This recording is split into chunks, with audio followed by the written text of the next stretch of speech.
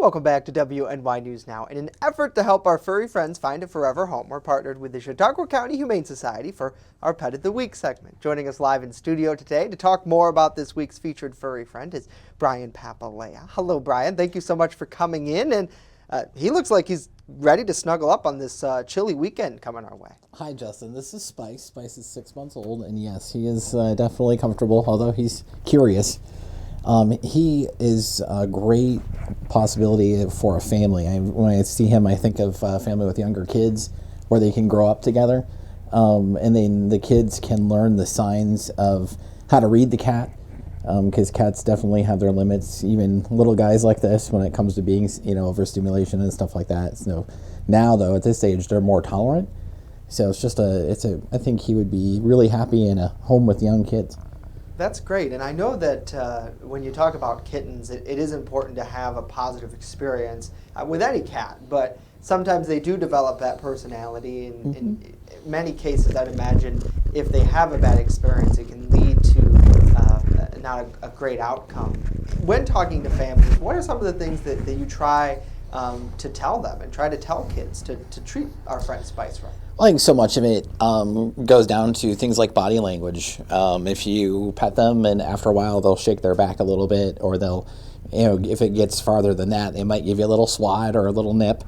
Watch those signs. And, when you're a parent with those kids, point them out and show them that, okay, Spice has had enough of the petting for the moment and let's let him be. And I think it just comes down to that sort of stuff. Yeah, absolutely. Now, has he been introduced to dogs? I know that we talk a lot about a dog-cat household. Sometimes that can be an interesting dynamic. How do you think he might do? To my knowledge, he has not, but given his age, depending on what the dog is like, it would probably be a pretty good fix, or a pretty good mix, because when it comes to kittens of his age, they have time, just like the kids, that they can grow up with a dog, and they can, as long as they have a place where they can kind of hide or get away and feel safe, right. That situation would probably work out well. Yeah, a home within a home almost. Yeah.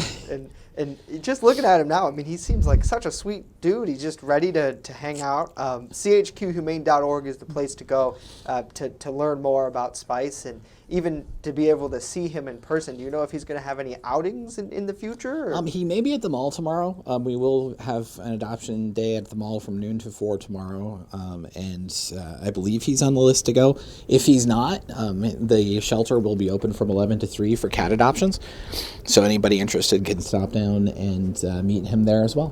Perfect. And I know in our last moment here, I wanted to give a shout out to the Pennies for Paws campaign, which kicks off tomorrow. Tell us the importance of that and how people can help. Well, the Pennies for Paws campaign is one of our kind of tentpole fundraisers of the year. It's one of the two big ones. And what happens when people give those gifts, whether it's through the change containers at local businesses or online through our website, it's going to care for Spice and all of the animals like Spice at the shelter. They need heat, they need medicine, they need daily care. And because we're local, that money goes right to the animals. It goes to cover their care. It's just always better to donate local.